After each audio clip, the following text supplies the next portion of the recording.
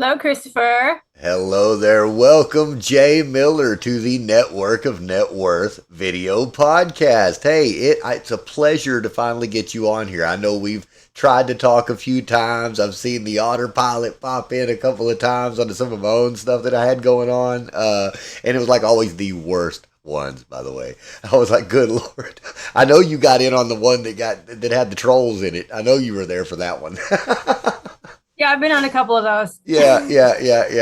So, anyhow, hey, welcome to the show. And I tell you, I gave a little introduction as to what I have and the information that I actually know, but really that's kind of limited and not worded in the best way. I would love for you to talk about exactly what it is that you do. I know that you're a third generation in real estate. Now, are you the founder of FinTech as well, or is that Yeah, I'm the founder of a fintech product that is interesting because my grandfather only had a second grade education, but it came from the fact that if I want to serve people, what would it look like if it were from him?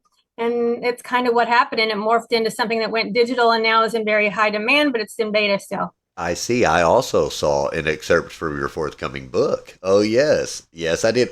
From the Shoulders of Giants, I believe.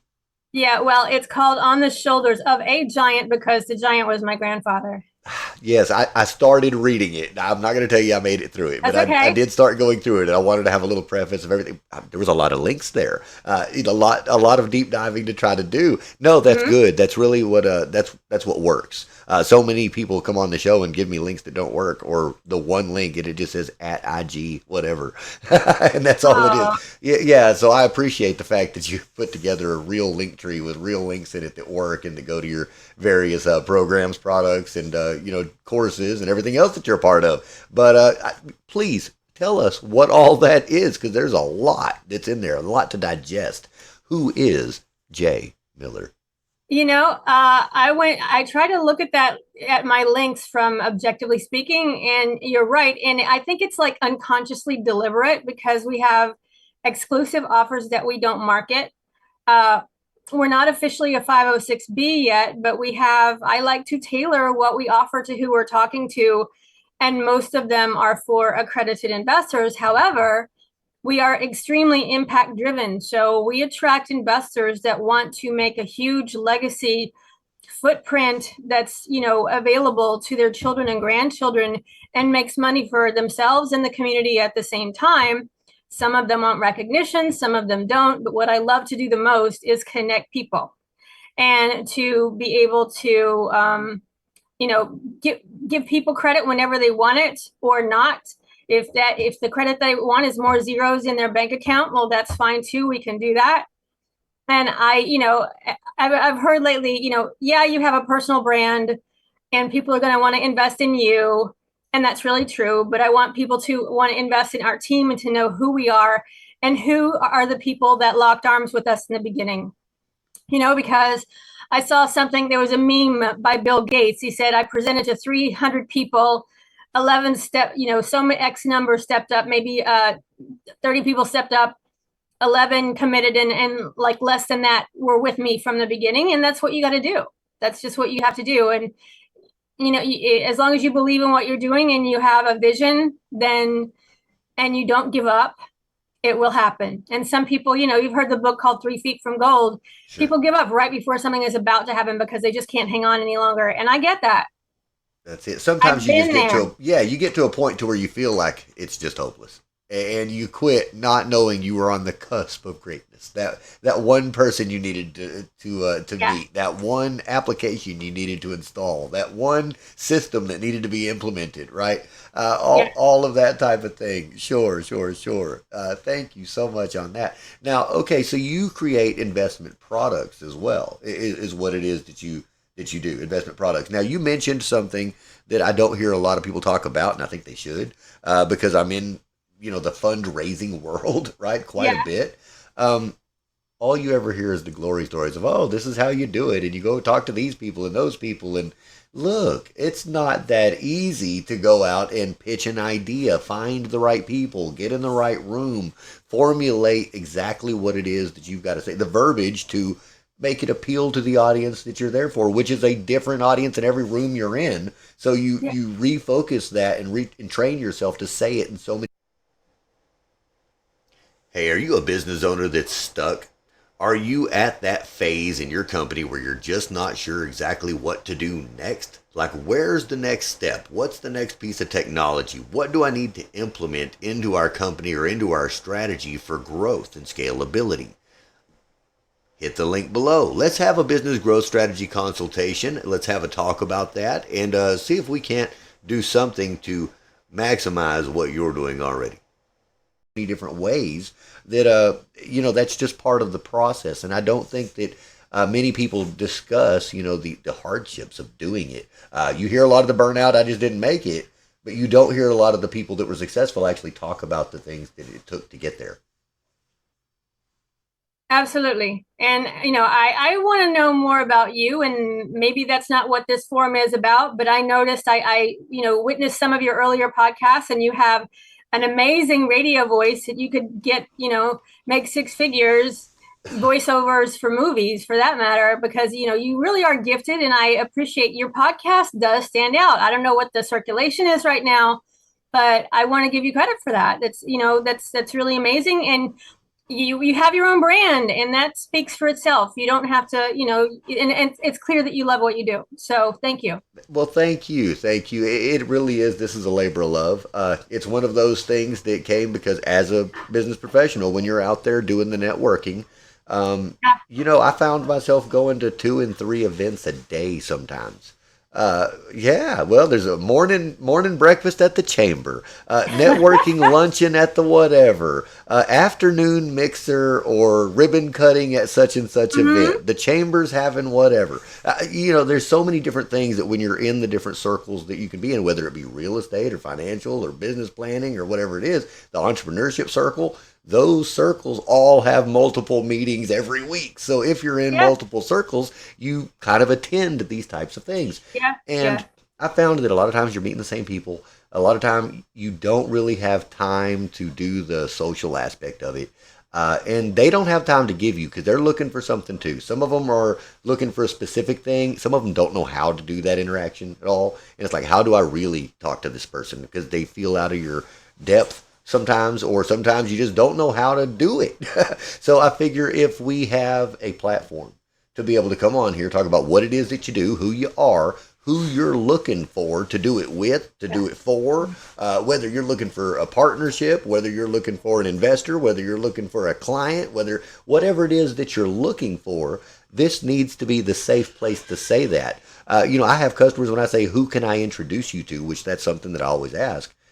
A lot of times they just say customers, really, and I understand that, but really there's usually more that you need. There's a reason the customers are lacking, but that's why I ask these questions to better find out how I can serve my community. When you do these different types of events, I think in the beginning a lot of it you think, oh, this is for the referrals or it's for the sales that you're going to generate, and those don't always happen like that. It's generally a long time of building rapport, building relationships, and creating the network of people that actually do believe in you and at least trust you because they've been seeing you at lunch every week for the last, 6 years or whatever. They may not have ever done business with you, but they know who you are and that you're still in business, that you must be doing something okay. And those people end up giving you the referral because you're the person that they've seen every day. Well, how do we expand that and how do we grow that? And then sometimes you say, well, what value do I have to these people? Am I here just trying to get value from them, or do I have value to give? For myself, a lot of what I do is business acquisition, right? I like to find little small businesses, little tiny things, nothing big. I mean, hell, I was homeless 4 years ago, so everything that we're doing right now is just growing into stepping stones to do it. But I need a deal flow too. Well, that's really a hard thing when you're going to places to meet business owners, entrepreneurs, networking events. Those are people that are still trying to grow. They're not people trying to get out of their business. Okay. So where do you go to meet the people that are fixing to retire, that are looking to sell? Where do you go? It's really hard to do that unless you're hitting up all the charity events because they've made theirs and now they're just doing what they do and they're in those circles, right? But if you're not there, that means you're going to spend all your money trying to get there just to be in the room to not be able to serve them properly because you haven't built that. And I thought to myself, what value could I possibly add to the community that I have locally and globally. I mean, heck, I've been on here 15 years doing, Facebook, YouTube, Instagram, TikTok, Snapchat, whatever it is in some way, shape, form, or fashion. Now, the podcast is brand new, I'll tell you. I never saw a reason to do the podcast. I didn't think I had anything to say, and sometimes I still wonder if I do. However, in order to make the connections, build the relationships, this has been a tool that has worked wonders for the people in the community that we've done interviews so far. I had a gentleman come to me. He's only been in this area for a few months. He's only been with the company he's with for 2 years, but he's trying to do recruitments and build a large organization. No one knew this man's name. I mean, he's been in the business for 40 years, right? But it's just he's just been working in the business, working in the industry. Nobody knows your name just because you have a job. Well, it happens to be that now he's trying to recruit and he's trying to grow, and nobody knows who you are. So what do you do? How do you get the message out there? What social media platform do you pay to get the word to the right people? And especially when you don't have the funds to do it with because you're trying to build just who you are. So I said, you know what? Let's give them a place to do that.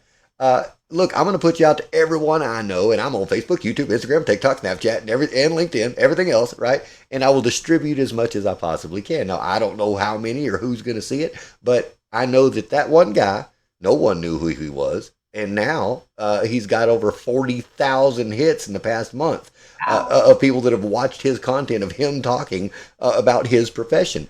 Every single one of those go to have a link, that are possible that somebody can go learn more if they so choose so. And that's within 30 days. So the way I look at that is I can provide some value out of the gate. In the end, hey, when I make you some money, you're going to like me a little better. Number one. Number two, we're going to get to build a nice little relationship to where in the future, who knows, you may have that $1 million business that you just want to step away from and say, here you go, Chris. you don't know. Or maybe your friend does. Maybe you've got a friend that's got a plumbing company that's ready to retire, but he's got 3 full crews and none of them know how to handle the business and on his end of it, and he just needs somebody to take it over. I'm that guy. See, but no, that's kind of the idea behind this show is the network of net worth. We are trying to grow that network, right? Or so that we can grow. So YouTube analytics tells me that 86% of you guys are not subscribed. Let's change that. Hit the button. Grow our net worth, right? At the same time, I think that the way that happens today, I think the way that happens in 2024 is not just the authenticity we heard of in the early 2000s. Everybody be authentic. Yeah, that's great. No. But they do want to know the human, right? They do want to know the human. You're in real estate, man. I can look up realtor, and there's a billion of them where I'm at. And one name doesn't stand out next to another, right? However, if I build a relationship with you after having a conversation or putting you, on the airwaves where people get to hear you talk about what you do, well, you're the one they're going to think of. You're the one. So that's the idea. That's why I want to do this, to help you build your network as well. And especially when you're in that fundraising world, look, it always helps if other people, if you don't have to get over there and tell people how brilliant you are, right? Because they don't know you. These are people that you're looking for, investments and whatnot. You're just doing your pitch, right? However, if they've been watching your videos for the last however long it is, and they know straight from the horse's mouth that you know what you're talking about, they can trust it because you said it one time 3 years ago on a YouTube video with this guy, it builds a little bit of trust is what it does. And that's the purpose of having this show. It sure is. So now I tell you, you've got to tell us a little bit about your grandfather. It sounds like he was a major influence in your life. He was actually better than now since I've met now a lot of influencers and a lot of celebrities. He was still the first one that planted some seeds in me that people couldn't even hold a candle to. And of course, you never know that until in retrospect, and you've met all the people and you're a grown up and you've fallen down a few times and failed a few times. And I went right back to following his example, and because I just decided my identity is his granddaughter, and to have a global impact or a global impression the same way he had the impression in a very small town. If you blink, you miss it. Sure. But it was the hometown of a governor that he worked for that owned a real estate brokerage, and he was simply an agent. And he was very familiar with some politicians you might have heard of back in the 60s that they're only recently passed away in the past decade. One of those, the Congress stays in office forever, right? But anyway, they wanted to attach themselves to him because he was so honest and had so much integrity. And in other words, people want to be associated with my grandfather by virtue of just who he was. Sure. And that's how they got ahead. And I don't think he was educated enough to even realize that, but he knew how to play it and he knew how to take care of his family and was very clear on boundaries. Wow. And that's something anyone can learn from. And through that, you realize how to be the person that you wanted to be, and then turn around and reflect that and, magnify that to the world. That's beautiful. It's a beautiful sentiment for somebody to have that out there, any family member. I would be, I don't know how proud I would be to find out, in generations from now that there was one of my descendants that felt so highly of me that they wanted to emulate me and spread and magnify me to the world in that way. That's such an honor and a tribute to him. And it really is. So I've got to give you that. So tell me now, what all is it that you do in the real estate world? You're 3 generations in. So tell me what you do there. Yeah. Well, before I forget, the takeaway is my grandfather was 67 years old when I was born. Oh. Okay. So he made a better influence on me than any celebrity I could ever want to meet. And the point is, if you are in that age range between 60 and 70, a lot of the people coming to me and a lot of people that I see that are really crushing it, they're in that age range, or they have money to deploy in that age range, and they don't want to necessarily be passive. They want to be informed, but they have a lot to teach the younger investors. And this is just for any business. There's never been a greater time in history where there was so much available to so many people that all you have to do is get online and press a button and speak or express yourself in some way once you know what you have to offer. You can be any age, and this has never happened. Now, this generation, they take it for granted, but we've lived through the 60s, and I can't even believe I'm that old, right? I feel like I'm 30 years old in the body that is, and the body reminds me what my limitations are once in a while, but sure. In how I'm like my grandfather is like, he never quit. He drove a car until he was 94 years old. He always wore a suit and tie. I mean, we would call him disabled today, but I never heard that word.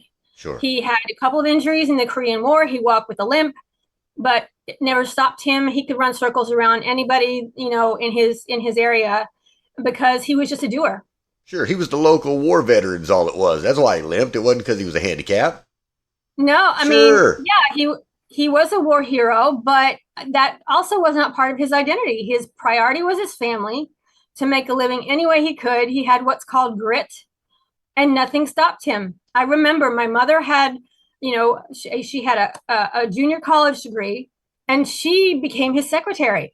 And he told her, his handwriting was terrible, but he told her how to access grants, how to get, some benefits that he found out about. He was just informed, and he gave back to the community time. I didn't know that we were not rich until I got in college because he had such a prosperity mindset.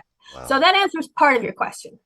Sure. No, that's beautiful. I love that. I love the story. Finding out who the human being is behind all of this makes a big difference, especially when you're talking investments. I myself, when I first started fundraising, and I didn't know anyone. Like, I didn't know anybody. It was out here online. It's like, how do you build rapport with people you don't know? Ask people for exorbitant amounts of money, more than you've ever even seen in your real life, right? Mm-hmm. And do that from a point of confidence, right?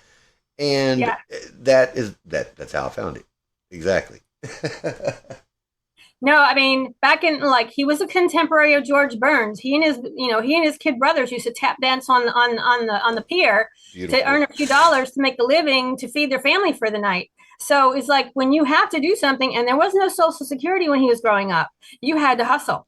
Sure. Now, did he teach you the ways of real estate and financial independence? By example. Sure. Okay, so you did get the teaching, even though he was a little later in life when you were coming up, you did get some of that training. You got to watch what he did. You got to learn from that example and understand. I think that's a major benefit. You had people in your life that you were able to look to. Just in real estate alone. If that's what he was, anything you were doing. I don't know where, what? Tell me what was before real estate and your financial industry. I don't know if you started there Where did you start? No, as they call it, I wandered in the wilderness for about 2.5 decades before I decided to come back to real estate. And it's like it's in my blood. I can't, it's in my DNA. I can't really extricate myself from it.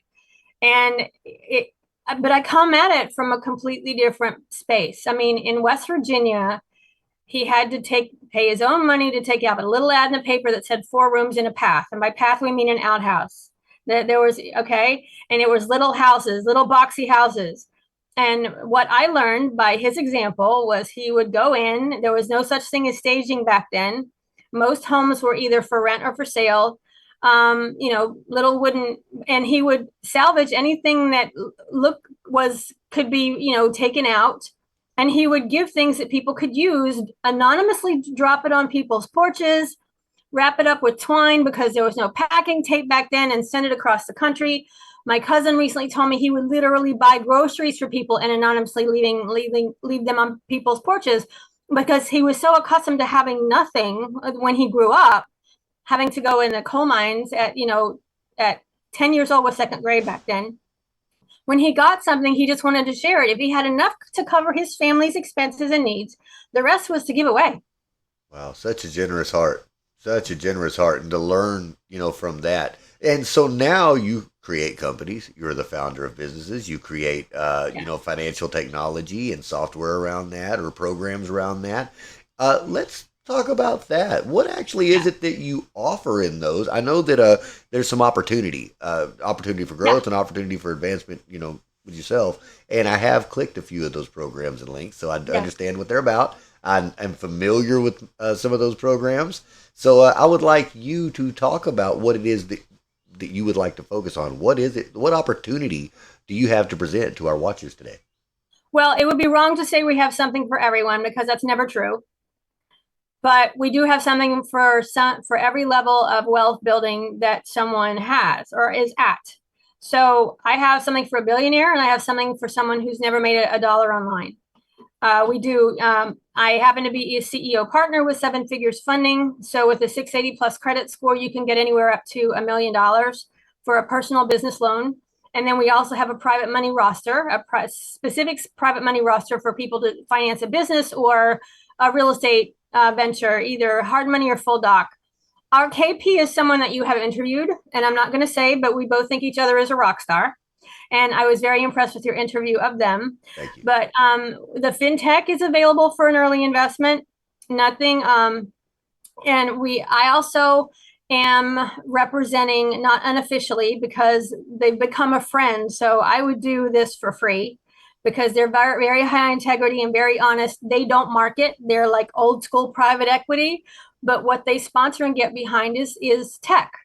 Sure. So they have a number of cash flowing businesses. If you're a tech investor and you want to invest in something that's cash flowing, that's going to, minimum 2 to 3x, maybe even 10x in a couple of years, we have an opportunity, and you're not going to find it advertised anywhere. And there's a handful of those.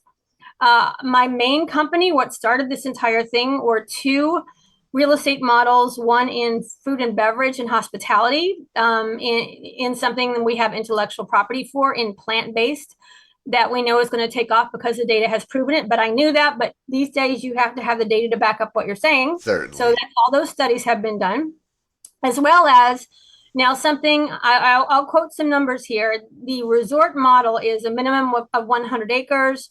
It's a event-focused hotel. Everything is sustainable. Everything is self-sustaining, but it's a five-star environment.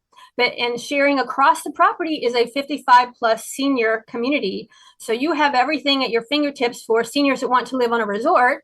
And of course, we have to have a foundation to be able to sponsor certain individuals to attend events and be able to live on the property, including apprenticeships and internships for people of all kinds of backgrounds, ages, if limitations, if you will, because we believe, you can't teach a fish to climb a tree if you've got if we call it specially abled, or in that community, it's a lot of us. Everybody's got some sort of invisible disability of some sort. Sure. And so our tech is developing different licenses because you don't need everything in one app. We can customize a license so that it's for a person with the hearing limitation or a sight limitation, But what it really is it's fintech. It's teaching you from every level, and it's several different products because, again, you don't need everything. Sure. The main product is for fund managers or investors or anyone that has an entity that is subject to securities regulations compliance. And it's being developed by other people, but not the way we are. So we're not worried about competition. And sometimes the first to market isn't always the best anyway, because what we have on the other side of the coin is a very human touch to what we do, and you can't have one without the other. And that's all I want to say about that. So I believe we're going to have, it's a special niche. That's the fintech. And what we are getting pulled into, big surprise, is assisted living. The 1,776,000 unit deficit today, people have called it the silver tsunami, but those are the numbers. And it's not our main brand. I am giving credit for that brand to who has brought us into this, which are a number of gentlemen and older and families that are privately want their land to be utilized, some of them with churches, Sure. so that money can go back into the church and work with some of the church elders so that the church legacy, the church can survive, this church can thrive. It's either land adjacent to a church or land that a trustee of a church might own. That's who we're focused on making this model available to. But it is with the first one is with a builder that is sixth in the country, developing churches and hospitals and other kinds of churches, hospitals, and assisted living.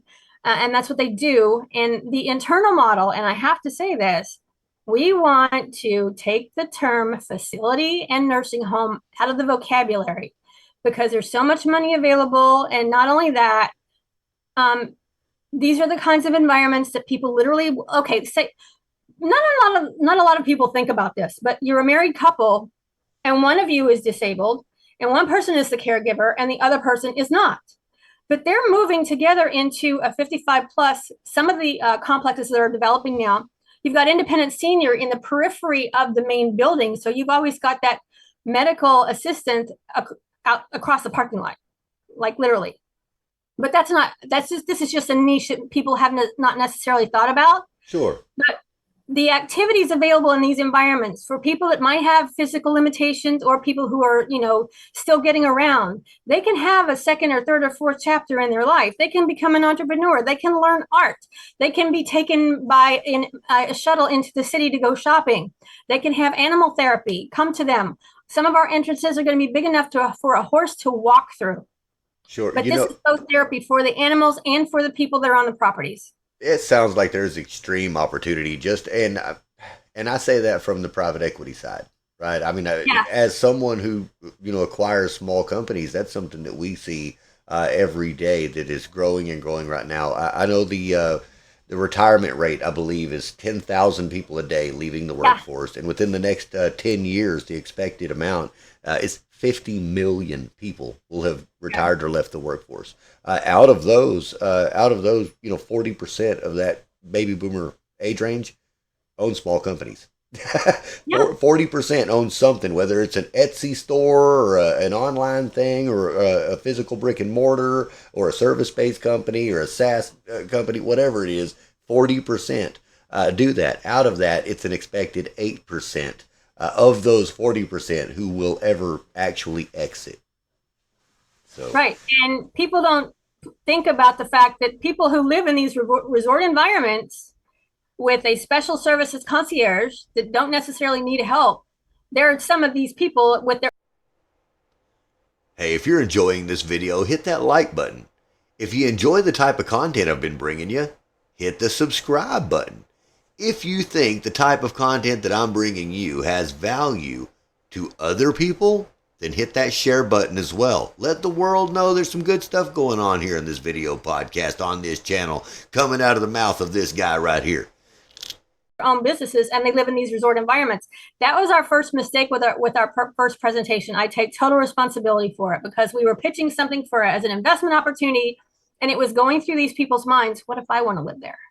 Sure. And that wasn't part of the presentation. That wasn't part of the offer. Just a different presentation. That's all. Yeah. Yeah, it's a different audience. It's a different audience. Yeah. Now, I like that. No, that's something, also is you have to formulate the offer to the Yeah. audience. It's you actually are offering multiple benefits to two different types of people, at Yeah. least two different, people, at least two different avatars Mhm. are interested in it. And really, I think there's a place for both of those presentations. Yeah, there is. Sure, There really is. sure. Now, I mean, I've seen you. By the way, I've seen you on social media a lot lately too. Did I see a video, a YouTube channel with you? Was that you that I saw?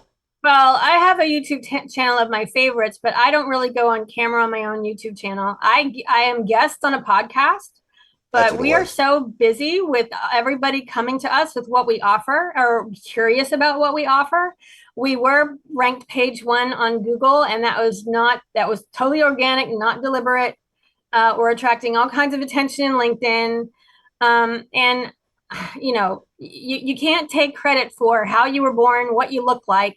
So I just credit it to my grandfather and wanting to be like him. And I wish I had discovered it sooner, but when you make plans, God kind of laughs. And eventually, if you're open and you live long enough and you survive enough, maybe you'll get on track and do what you were put on the planet to do. And I'm just grateful to be able to do that. Every day is a gift. Fortunately, or yes, extremely. Now I've got to ask you, with this offering, let's start off with, because I want to be clear to our Yeah. audience on both sides of it, right? Yeah. Because you have two different audiences. There's multiple people here that will be interested in three. Well, you'll get there. From what I see from an investment standpoint, somebody that Yeah. wants to put their money into a product that is expected to grow because of what's going on in our world right now. I mean, this is the time, this is Yeah. the growth time. This is the period. This is like the .com boom, man. You only got this little 10 years to play with. That's about it before it goes back to normal. So it's better, get in while you can get in if you're getting in, because there Yeah. is growth that's going to happen when it comes to retirement communities, when it comes to assisted living,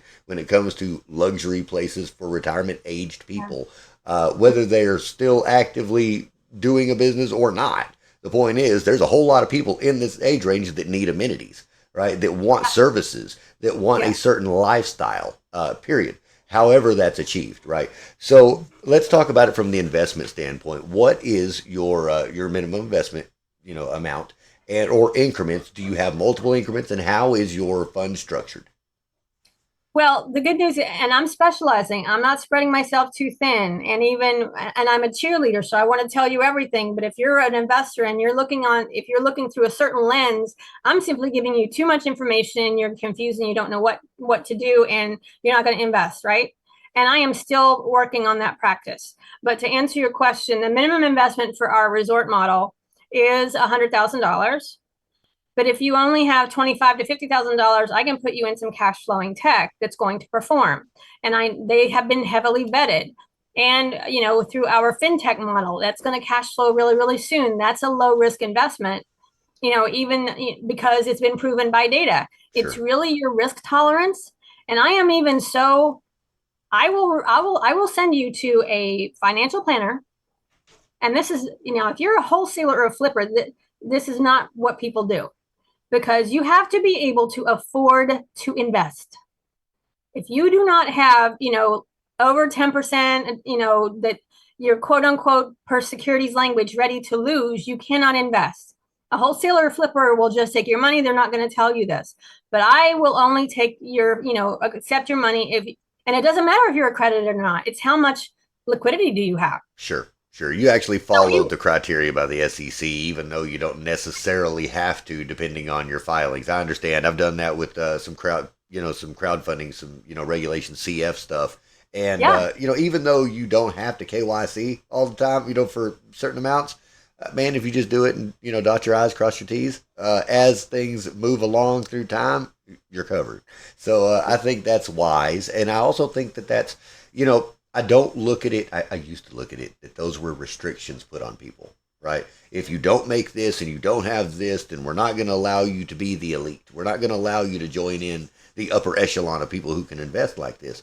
In truth, that's not what it is. It's that if you don't have these certain qualifications, it's not financially wise.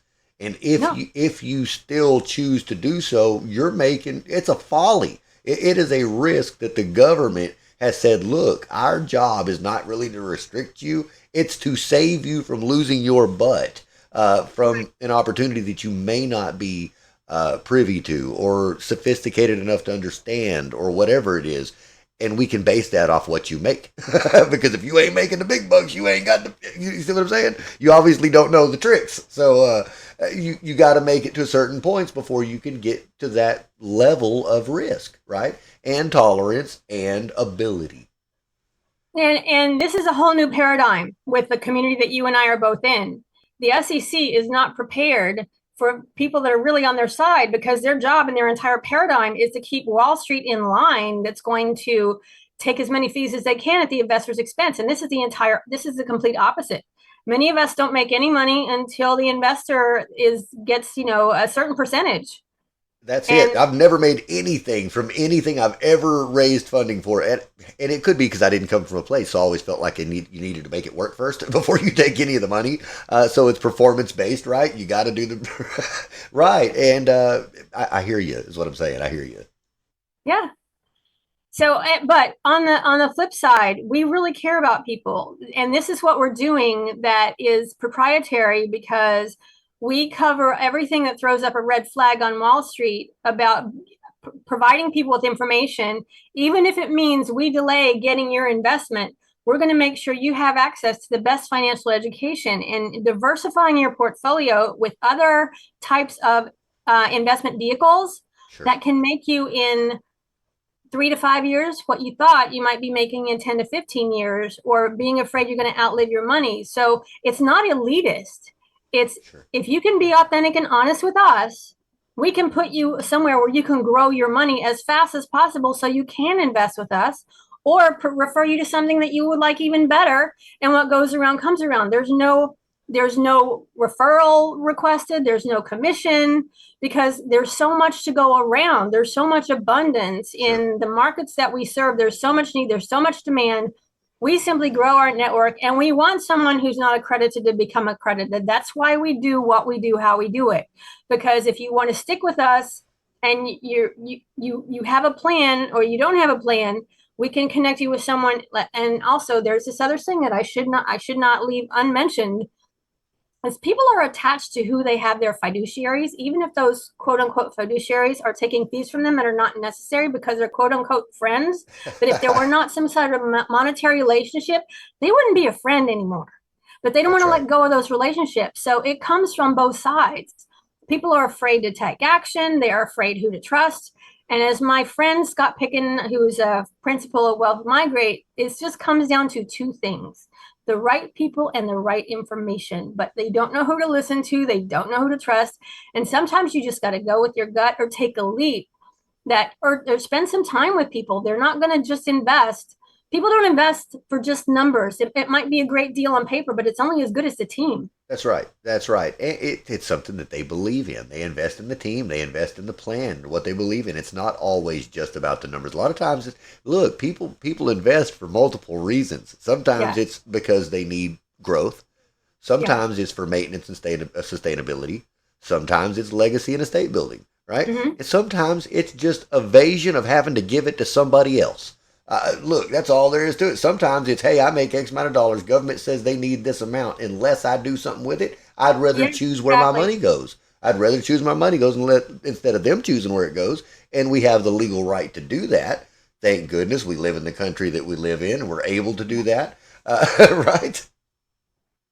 Yeah, and there's like in the higher, billionaires are not are their wealth is their connections, not their money. They don't have to think about money anymore. And there's a certain degree of income, or just like you said, you've got cash parked somewhere, and you're losing money by not putting it somewhere, That's right. That's right. right? When, And when we talk about the language of billionaires, that's a beautiful language, and it's something that I just kind of started picking up. To tell you the truth, in the mhm, last couple of years, I realized that they don't speak with words. no, No, it's speaking in contracts. Look, when mhm. you learn to write a contract, you master Terminology, the yeah. world. Yeah, you master the world when you learn to write a contract.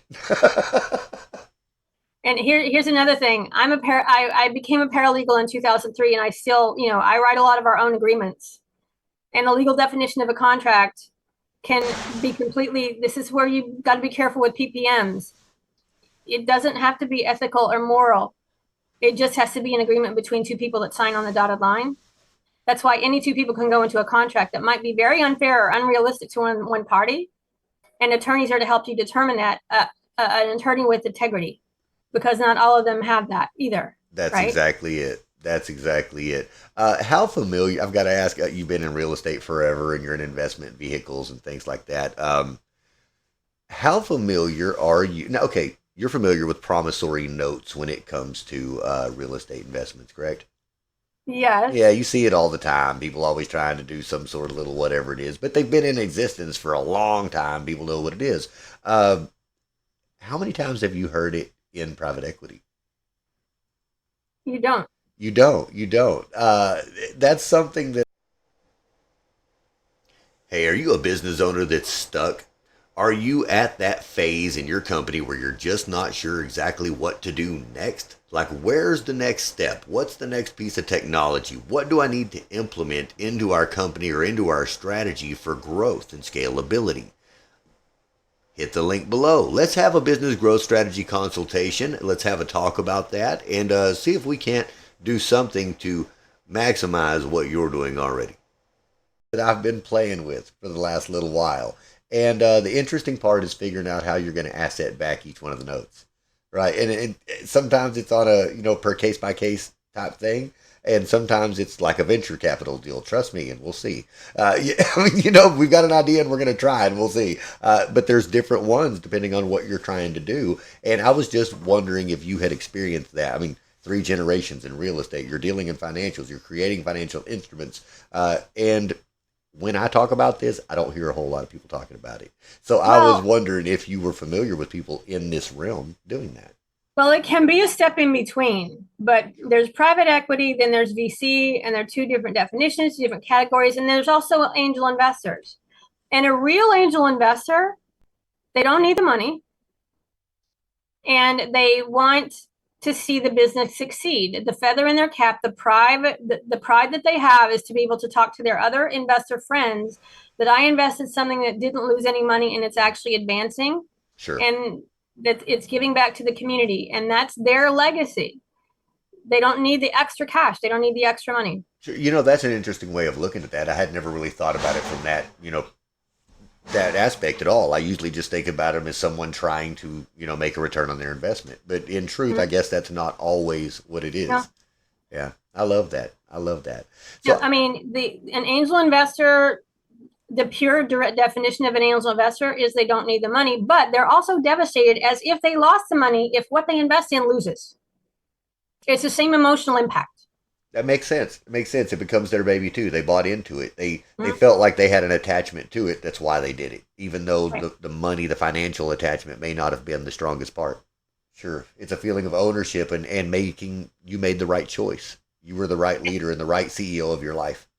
Yeah, and somebody might criticize that and care, say, "Oh, you're rich. What does it matter to you?" It's their heart. If you Sure. really think about it from the other side, they don't have to do that. I They don't love have to that. be the person that helps that business get a name, get out there.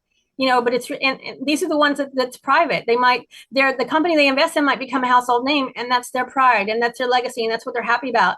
But the public only sees that brand. Sure. But there's no reason, like, rich people are not bad. And I want to go back to the basics. And with this great wealth transfer that's happening, the people with wealth that know how to use it intelligently have more political power than politicians. So because it's always these one-to-one conversations or small group conversations behind closed doors, and everybody has an obligation because your elected official has a local office and they have to give you an appointment. And it's those closed door conversations that really make things happen for the good, when you're able to deploy money, including grant money, to Sure. where it really should go. Because if you don't use it, guess what? It goes into somebody's other agenda that might not be for the good of everyone concerned, but they've taken your tax dollars and that's what you're using it for, and you have every opportunity to claim it back. Well, you know what? I'm gonna just step out on a limb here and say that over the past, years of you doing this type of endeavor, it sounds like you've done quite a bit of getting in the room, getting in the right circles, and having to do the pitches, figure out how to say the thing, and be persuasive in multiple ways. It seems like it's not just in a contextual, informative way, but also in an emotional way, right? Yes. There's Yes. different things that you're appealing to with the different audiences that you're approaching. I know this wasn't on the agenda. Would you happen to have a few tips for people that are out there doing their first round of raising funds, trying to get in front of the people that they need to be, and then how to actually approach for the first time? Yes. Thank you for asking. Well, in the tradition of the private equity firm or a private equity firm or any good investor, and Damon John, I was a Power Shift ambassador for Damon John. If you start your pitch in the first conversation, you have eliminated yourself. You have disqualified yourself. They want to know that you know who you're talking to, what their likes are, what they actually invest in, and what their sweet spot is that they want. You need to be able to speak the language. And even no matter how passionate you are or how you believe in what you're doing, so does everybody else that walks up to them and is the same way. You have to have excitement. You have to have enthusiasm. By the same token, you can't be desperate. Sure. You have to be able to convey to them, you're going to do this no matter what. And nothing and nobody is going to stop you. And do you want to be on this train or not? That's it. That's it. So, okay, so I heard two different things from you, actually. I heard two things. I heard two different conversations. That Yeah. first one is a relationship rapport building conversation, period. Yeah. That's it. They keep the offer out of it. Yeah. The second one is, hey, this is what I do. Let's get on board and let's do some stuff. Right. Okay. Are you Yeah. direct with that, or do you beat around the bush with I'm them? not. I'm not. It's just a matter of, and I don't suggest anyone does that. I just see a lot of established syndicators with websites and CRMs. They give a really slick presentation with a lot of information I don't need, and I don't like them. I don't like the sound of their voice. I don't know. I don't like the arrogance. I don't like the tone. I don't care if the deal is awesome. Sure. I don't want to play in that sandbox. I love it. I love that you say that. There again, that's the reason we put on this video podcast. Yeah. I figured people can watch me and my story forever. It doesn't make any difference. Look, I want them to know who it is that we're building with. You guys are the ones in the community in time right now trying to build positivity and growth and scalability in whatever market it is that you guys happen to come from. And when I say you guys, I mean all of my guests that happen to come on the show. Yeah. We're the ones who need to be put in the same room together. It's the ones who are trying to work and build and do and say and have those connectivities and grow together. To have a voice, saying it together is the ones who are actually actively out there doing it. So thank you for coming on the show and talking about what it is that you do. Now I've got to ask you, not on a client basis, right? If there were two different types of people, whether they be position or whatever in life that I could introduce you to help further you, what would those two types of people be? Well, to go back to my roots, we have 17 cities selected for one model. There's 30 cities on the agenda for the assisted living model. And so for assisted living, it's not a difficult sell, but for our other environment that it still attracts those types of people, and elected officials don't stay in office forever. But in one county, it could be the county commissioner, or it could be the senator, or it could be the congressperson who has the pull in those environments, that we want to make them look good for bringing this project into where they are. I don't have enough of those relationships. Sure. So you're looking for some more political relationships. Now, is that nationally, globally, or locally? Right now, nationally, but Nationally. because we're attracting enough global attention, but so much is becoming international now. Gotcha. But it's and anywhere from Florida, from Georgia to California, and like Santa Barbara is one city that's on our radar Sure. So, for in the assisted. truth, Yeah. any of these types of political or organizational affiliations that you could build, right? And it doesn't really matter where they're at in our country. Uh, they're an idea. They're a potential person for you to build relationship with. If they have that kind of agenda, and don't forget people with disabilities, people with limitations, there's all kinds of money available for that. We're going to make them so they don't have to be bused somewhere to go to McDonald's as high functioning. They can do the gardening and the landscaping and learn a trade and learn a skill and become an entrepreneur. Just like I said, someone can have an incredible affinity to do something that a regular, quote unquote, regular person can't do and excel at it. They just need the right environment. Certainly. And it's like, and it's not enough to be around the five people you're around with most. It's environment. You have to be in the right environment so those people are at arm's length and approachable to you, without having any kind of errors or not making them buy VIP, just being around them in close proximity is how you get these opportunities. And not enough people, and the very foundation of what we do is to be that ground beneath your feet where you can be in the same spot as someone that you can learn from, and vice versa. Because believe it or not, at a billionaire level, they're looking for you. They want your talent and what you can teach them so that they can expand their network and their empire, and they will reward you for it. But you have to get on the property. You have to be in the room, but you just have to have the skill. Sometimes your Sure. passport is the value of your skill set, not your money. The value of your time has a dollar value, and that's a whole other paradigm. If you really knew what your skill set was worth, something that you're good at, but someone else struggles with, or you take for granted that someone else doesn't know how to do, that's an opportunity for you. Sure, sure. I love that you shared that. It's a wonderful sentiment. I tell you, I've kept you on here for near an hour. I appreciate your time and sharing, what it is that you do and how you can, benefit the lives of a lot of, I was going to say Americans, but it looks like Earthlings, Yes. on a global audience, right? I mean, you can, in an international scale, you're able to help people at multiple financial levels, whether they be, just starting out or whether they be well on their way. I did have a question for you, not just because I've got you on here, and this is information that people may want to know. If you're not accredited, I know that there's a time frame to where you can still invest as long as you are accredited within a certain time frame. Do you know what that is? If someone wasn't accredited and wanted to come in on that level with you, what is that rule, or do you know that off the top of your head? Well, there's a new SEC rule that you can become accredited by education.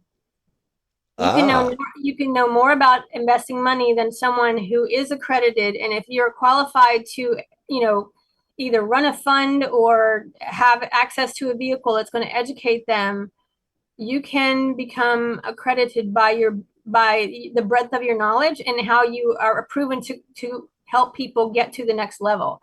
But there's a lot of intricacies around that, and I'm not an attorney, so you do have to look up what that definition is. But it sure. is recent. It's not about a timeline.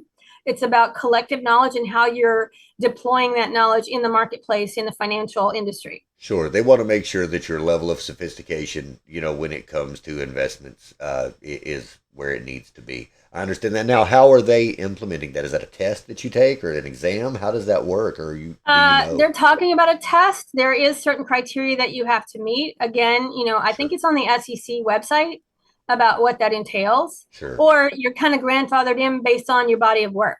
Gotcha. No, I just didn't know if you were familiar or not. I'd heard a few things, and I know that there's probably somebody out there that was listening that was wondering. So Yeah. right. So I tell you what, for all the folks out there who are looking to get a hold of you, there will be links down in the description below. But for those who need to hear it, how can someone get a hold of you today, Jaye Miller? And the easiest way to reach me is in LinkedIn. I often miss emails because there's just so many. And I don't have a CEO of my email like Dan Martell would say.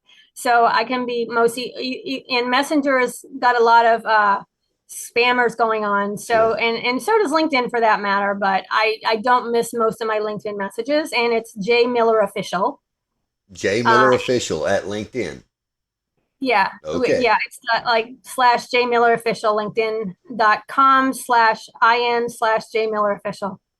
Okay, great. We've heard that. That'll be down below. And I know I've got your full link tree that's got all of the different programs and products and things that you're a part of and that you endorse. Now, would you like to touch on some of those at another point? Now, I can't do it today, but would you like to touch on that? Because I know you're a part of things that aren't what we discussed today as well. Right.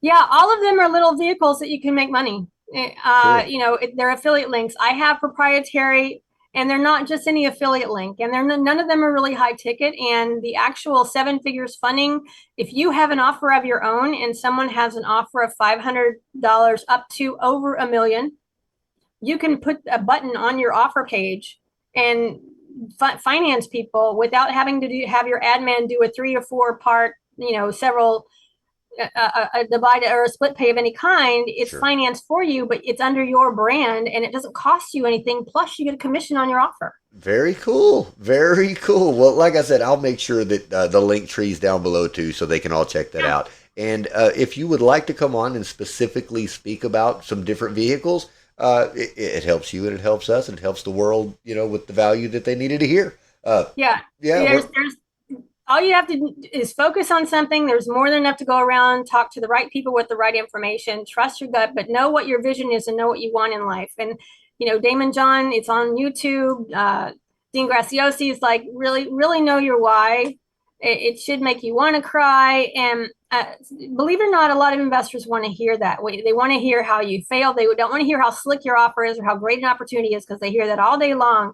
What's special about you? But don't make it all about you. You have to put as much attention on your investor to show that you really care in those first conversations. I'm not even necessarily talking about a pitch unless they ask first.